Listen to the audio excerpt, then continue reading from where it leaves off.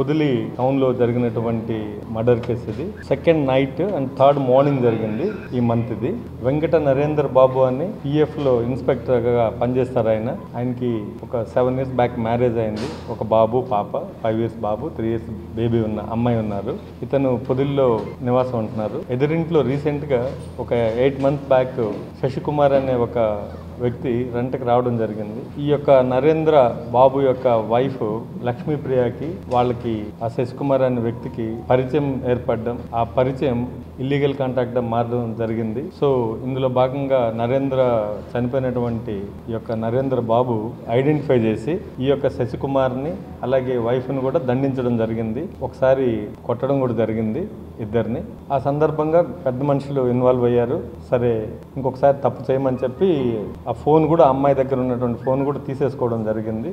చనిపోయినటువంటి నరేంద్ర కుమార్ భార్య దగ్గర ఫోన్ తీసేశారు. తర్వాత ఇతను మరలా వీళ్ళు మాట్లాడుకునే దానికి ఈ యొక్క శశికుమార్ అనే వ్యక్తి మళ్ళీ ఒక ఫోన్ ఈ అమ్మాయికి సీక్రెట్గా కొనివ్వడం జరిగింది.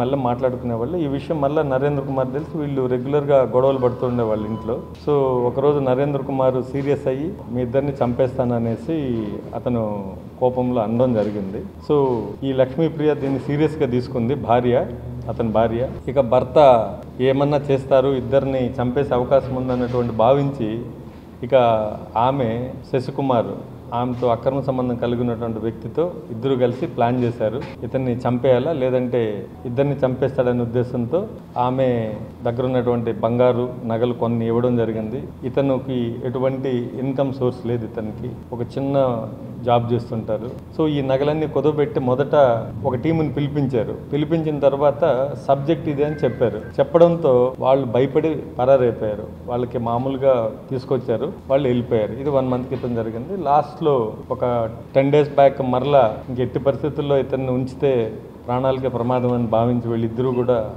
ఇతన్ని చంపేయాలని చెప్పి సెకండ్ ఈవినింగ్ నెల్లూరుకి వెళ్ళి అక్కడ ఒక నలుగురిని నహీద్, ఫజ్లు, సిద్దిక్, ముబారక్ అనే నలుగురిని అక్కడి నుంచి డబ్బులు ఇస్తాను 2 lakhs డీల్ అనమాట. ఇది ఒక సుఫారీ లాగా మాట్లాడుకొని అక్కడి నుంచి వాళ్ళ నలుగురిని తీసుకొని రావటం. సెకండ్ నైట్ పొదిలికి తీసుకొని వచ్చారు. అరౌండ్ వీళ్ళ మధ్యలో ఫోన్ కాంటాక్ట్ నడుస్తుంది. అతను నిద్రపోతున్నారు. రాత్రి 1 o'clock ఆ టైంలో ఈ నలుగురు ప్లస్ ఈ లేడీ డోర్ తీయడం, అలాగే శశికుమార్ అందరూ లోపలికి రావటం, అతను నిద్రపోతుంటే అతనికి మెడకి దారం వేసి మంచి రోప్ ఒకటి వేసి వీళ్ళందరూ కూడా పట్టుకోవడం. ఆ భార్య కూడా ఆమె దగ్గరుండి సహకరించి అతన్ని ముక్కులు ఇవన్నీ మూసిపెట్టి అతను దారంతో అతన్ని 2 sides స్ట్రాంగులేట్ చేయడం జరిగింది. సో ఆ పెనుగులాట్లో అతను చనిపోయాడు.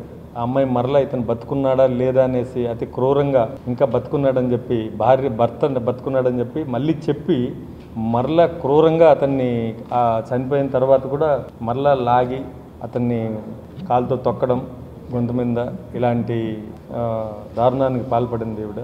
ఈ 5 మంది ఈమె ప్లస్ 5 మంది కూడా న్యాచురల్ డెత్ అనే విధంగా దీన్ని క్రియేట్ చేసి వంటగదిలో అతన్ని ఒక ఉరి వేసుకున్నట్టు, ఈ భార్యతో గొడవలు జరుగుతున్నట్టు, ఆ బాధ భరించలేక ఉరి వేసుకున్నట్టు ఇతన్ని ఆత్మహత్యలాగా చిత్రీకరించాలనేసి ప్లాన్ చేశారు. సో తల్లిదండ్రులు చూసి వాళ్ళకి తెలియదు కదా ఈ విషయం అంతా జరిగింది. సో ఈ సందర్భంగా ఆయన కంప్లైంట్ ఇవ్వడం, మా లోకల్ పోలీస్కి ఇన్స్పెక్టర్కి ఎస్ఐకి డౌట్ రావడం, ఇది కొంత అనుమానంగా ఉంది ఇది అనేసి అక్కడే ఫింగర్ ప్రింట్స్ అవన్నీ కూడా పిలిపించడం, అవన్నీ చెక్ చేయించడం, డాక్టర్స్తో మాట్లాడి ఇది కొంతవరకు డౌట్ ఉన్నటువంటి కేసే అని చెప్పి అనుమానాస్పదమైన కేసుగా బుక్ చేయడం వల్ల మా ఇన్వెస్టిగేషన్ స్టార్ట్ చేసాం. ఈ లోపల ఏమైందంటే ఈ నలుగురికి 2 లక్షల రూపాయలు ఇస్తానని చెప్పినటువంటి ఈ యొక్క శశికుమారు 50,000 ఇచ్చారు. ఆ 50,000 మిగతా 1,50,000 బాకీ ఉంది. ఇది కాంటాక్ట్ మర్డర్ కాబట్టి. సో ఈ 1,50,000 ఇక్కడికి రండి ఇస్తానని చెప్పి ఫోన్ చేస్తే వాళ్ళు వచ్చారు. వాళ్ళు వస్తే డబ్బులు ఇవ్వకపోతే మళ్ళీ ఇతరుని కూడా థ్రెటన్ చేస్తే ఇతను చివరికి నన్ను కూడా వీళ్ళు చంపేసేటట్టుంది ఇటువంటి కురవనేటువంటి వ్యక్తులు అని చెప్పి అతను భయపడి కన్ఫెస్ చేస్తున్నాడు. అది నేను చేశాను. ఈ లోపల మనకు మెడికల్ రిపోర్ట్లో కూడా ఇది క్లియర్గా మర్డర్ అనేసి మనకు క్లారిటీగా ఉంది.